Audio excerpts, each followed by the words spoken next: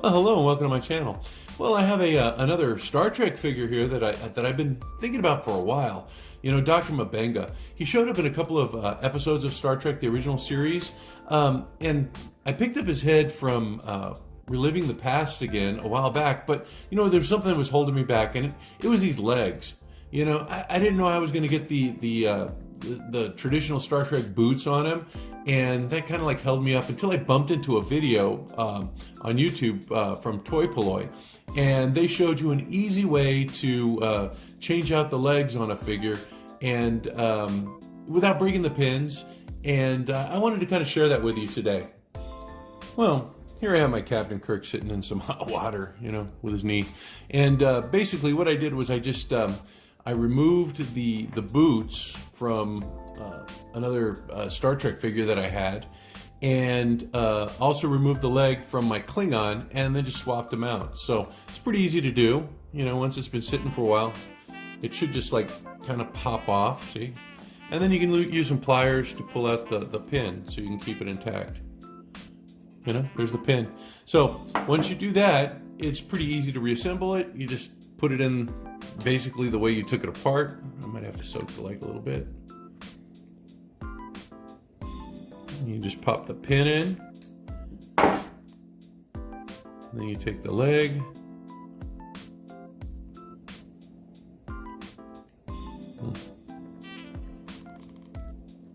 And hang on, make sure this pin's pushed in all the way because it's going to be difficult to do without it.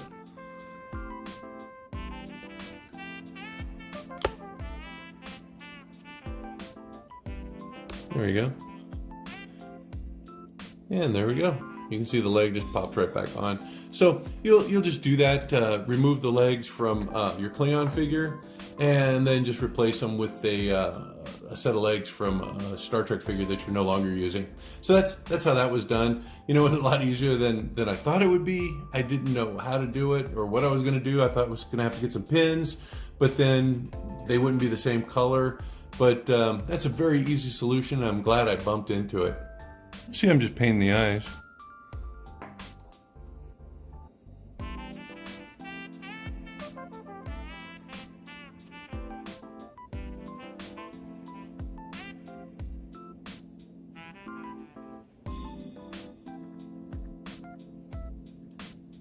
I think that's got it. I'm gonna let those dry, and I'm gonna tackle the pupils. As I was saying earlier, Dr. Mabenga was on a couple of episodes of the original series, and he actually saved Spock's life. There was that one episode where I think it was Private Little War, where Spock got shot with that musket, and we got to see his green blood. I mean, up to that point, we probably, you know, we took Dr. McCoy's word for it that he had green blood, you know, but actually we saw it in that episode, and there was one part where Mr. Spock is trying to use a Vulcan healing technique, and he's asking Nurse Chapel to smack him around, right? And then so Scotty comes in, and, you know, in the middle of this smacking around, and he's like, you know, what are you doing, woman? And he's like, well, that looks pretty good. He's like trying to restrain her, and then Dr. Mabenga comes in and, you know, starts doing it too. So Scotty's just perplexed. He's, you know, wondering what's going on. And, you know, they were able to get Spock to snap out of it and get him healed. Okay, that looks good. So now that I've done with the eyes, I'm going to go ahead and start painting the hair and the eyebrows. Let me start on the eyebrows, because if I mess those up, I can always go back and fix them. Oh, these are pretty well established. You know what? That's what I really like about these resin sculpts, is that, you know, it's pretty well defined what you're painting, right? And as a result, it's pretty easy. You know, I've said it before and I'll say it again. It's like a coloring book, right?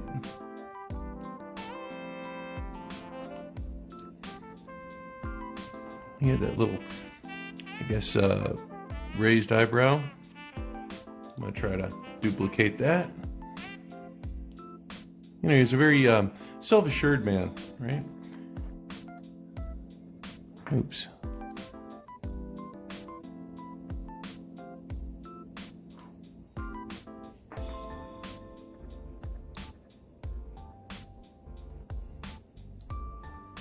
I don't know. Did I get it?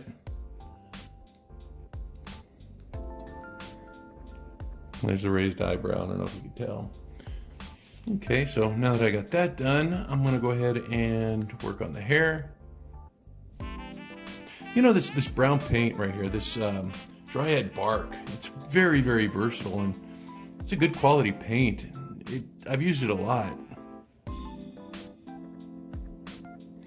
You know,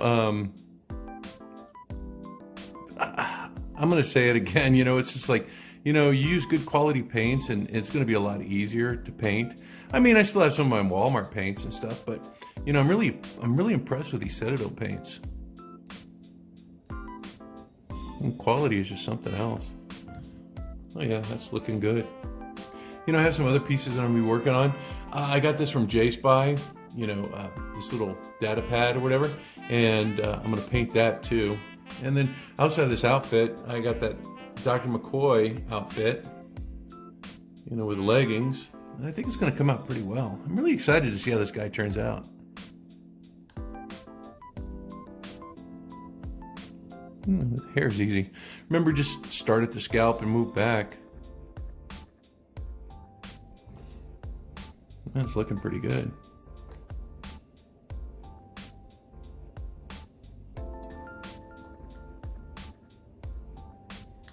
Yeah, look at the detail on this. This is great. The guy over at Reliving the Past again, he provided me with another Klingon. I guess he likes you know, the Klingons. He has a good variety, a good selection of Klingons. And so he provided me with a free copy, and I'm gonna get started on that. I'm gonna keep it kind of like a surprise because it's a different type of Klingon.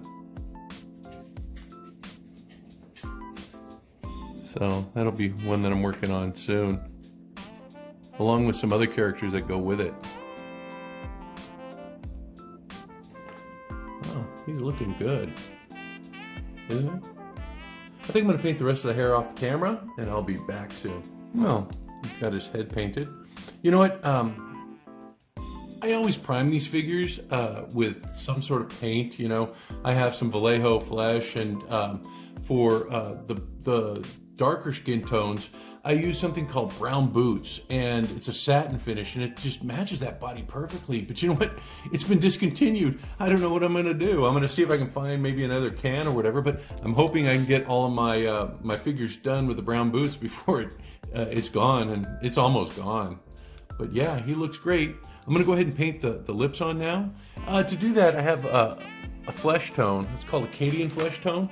It's a little bit darker, right? And I'm gonna use that to paint his lips. Because I think the lips really add a lot. You know, they give it that that lifelike appearance without, you know, leaving the toyetic nature of the piece. You know, it still looks like a toy. It's not like it's very what's realistic. You know, I mean, you want some level of realism, but remember, you want to try to keep it as toyetic as possible, in my opinion. You know, anyway, that's my goal. Is try to make it look like, you know, it's a Mego.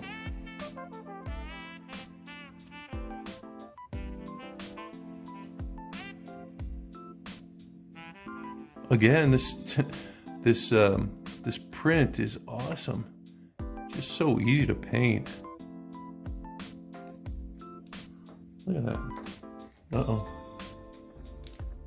His head's still a little wet. But look at that. That looks great, doesn't it? Wow. I'm going to go ahead and let them dry and go on to the next step. I think the next step is going to be, I'm going to paint this. I'm going to prime it with some black satin paint that I have so I can get started on this. But yeah, looking pretty good so far. So now that I have it primed, and then I also painted the stylus like a light blue. What I'm going to do is I'm going to create an effect. You know, the Etch-a-Sketch in the 70s was kind of like silvery, bluish gray. So I found the way to replicate that is to use a little bit of the sky blue. I'm just going to use a couple of drops. Ooh, looks like a glob. I think my paints are drying out. Look at that. And I'm going to add a little silver to that, and I'm going to mix it up.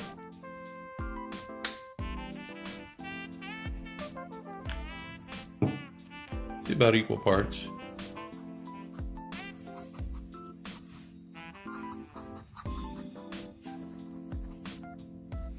And I'm just going to paint the screen with that. And you can see it's that blue, gray, silvery looking color.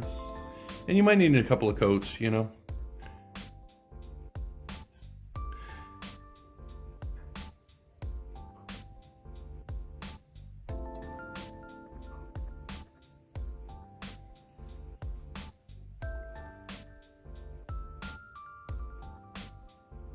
Yeah, I got this from J-Spy. He sent me an evaluation copy. And he sells them on his website. You know, these things are so cool. You know, that's what Star Trek needs. It needs accessories, you know?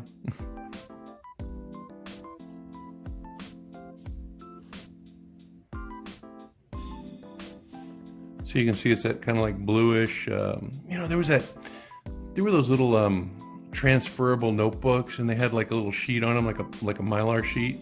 I don't know if anybody remembers those, but you know, you'd write on it, and it would make a copy, and then you could lift the Mylar sheet, and it would disappear. I don't know what those guys were called, but it's kind of like that same effect. I took a couple of well, I was looking at some close-ups of this actual data pad, and that's what I noticed. Okay, there's my first coat. Yeah, my paint's getting clumpy. It's been super dry here lately. It hasn't rained for months.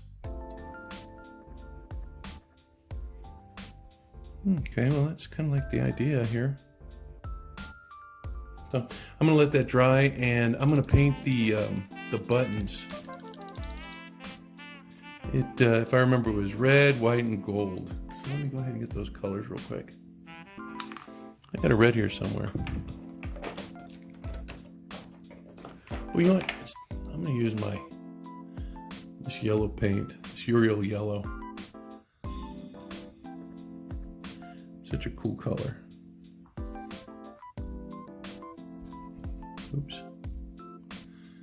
Yeah, I'm just gonna paint the button.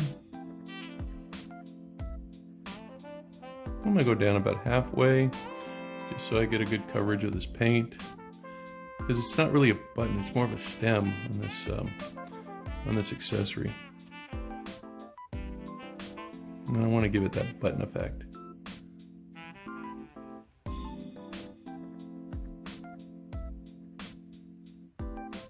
Okay, there's my first one.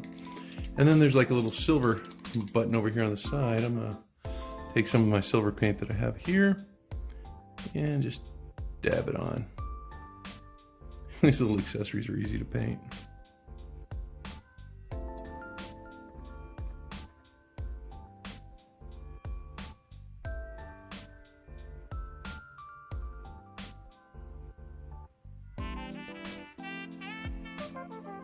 And then I have some white paint over here. Put this down.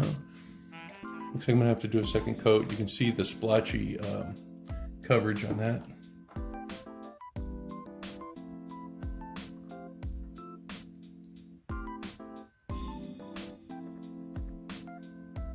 And there's my white button. All right.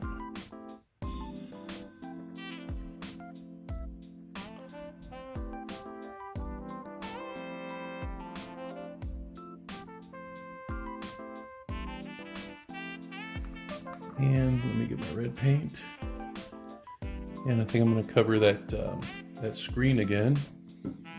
What do I do with my red paint? Cardinal Crimson. I guess I'll use some of this. It's one of my Walmarts.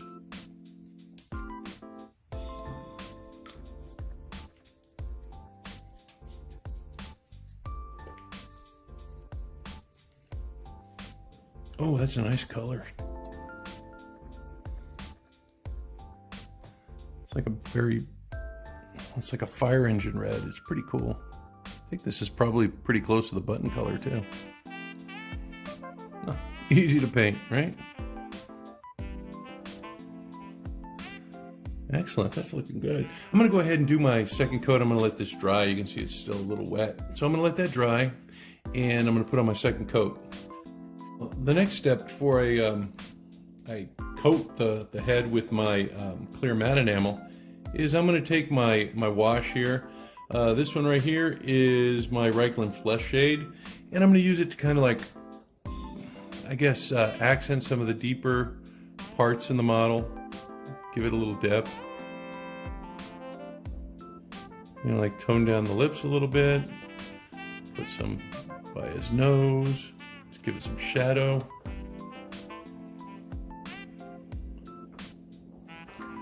A little bit in his ears.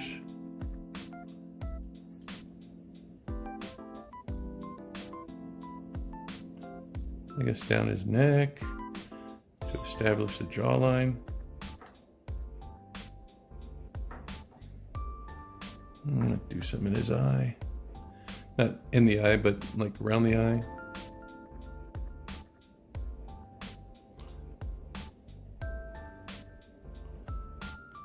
Looking pretty good. You'll notice I added those little dots to his eyes to give him a little life. You know, I do that off camera. It's just too hard. You know, I always mess them up, and then I spend like 15 minutes on my video trying to fix them. But yeah, this Reichland Flesh Shade is pretty good. Let me get the furrow in his eyebrow. Oops, it's a little too much.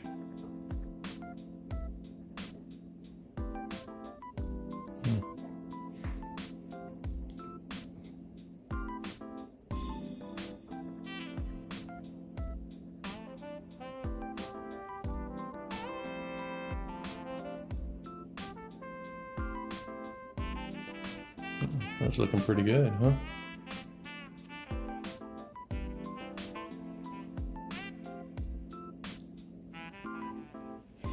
Again, I'm not looking for realism here. I'm just, you know, trying to keep it toyetic. But, you know, give it just a little more detail. Looking good, huh?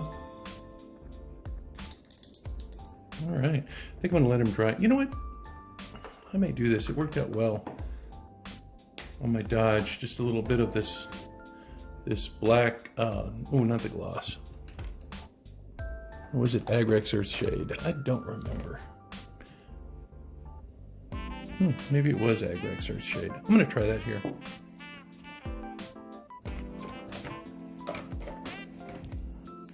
gonna put some in the hair, just to establish a scalp line and to pick up some of the details in the sculpt. Because as I said before, you know, these resin sculpts are pretty detailed. And it just picks up some of the waviness in his hair.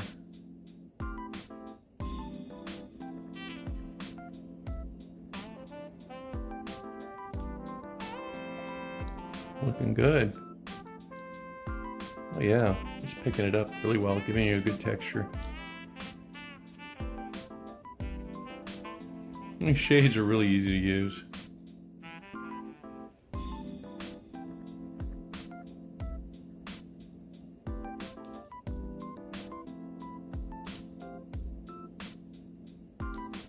I think I'm almost done with this guy. He was pretty easy to paint. You know, that's the way it is with most of these resin prints. They're usually pretty easy to paint. You know, if I were going to start customizing, you know, I'd probably start with these. I started with the Dr. Mego heads, and those are pretty easy too, because the flesh tone's already established. You don't have to do too much. Wow, looking really great. I think I'm gonna cover them with my matte clear enamel and get them dressed. You know, it looks like this is almost done too, so yeah, looking pretty good. So far, so good. Dr. Mabenga. Be right back. I finished my Dr. Mabenga. You know, I covered him with my Rust-Oleum matte clear enamel, covered his head, and also I covered the the data pad just kind of protect the paint job. But he looks great. You know, he came out really swell. Look at that. Face looks great. You know, that Reliving the Past again has a ton of different heads that you can choose from to create a customized crew, or to add that special character from that episode that you enjoyed as a kid, or you know, as a young adult or whatever. And you know, they're very easy to paint. The lines are well established. You know, the resin prints just they have all that detail already established in them. So, you know, don't hesitate to pick up one and at least try it. You know, I'm going to add Dr. Mabenga to my existing crew. I got crewman Leslie there. I've also got my Yeoman Adkins. So I'm building up quite a crew for my enterprise. Well, I hope you enjoyed this video. I hope that you try painting your own custom Megos. You know, it's not too hard. There are many out there that are very, very easy to do. This is one of them, in my opinion. And you really, I guess, you know, if you want to get into customizing, you have no excuse anymore, because, like I said, the heads that are available today, very detailed, easy to paint. So I hope that you get into it, that you create your own Mego figures, and you whether it's Star Trek, Planet of the Apes, or Monsters, that you just have fun with them. Well, until next time, take care, and I will see you guys soon. Bye-bye now.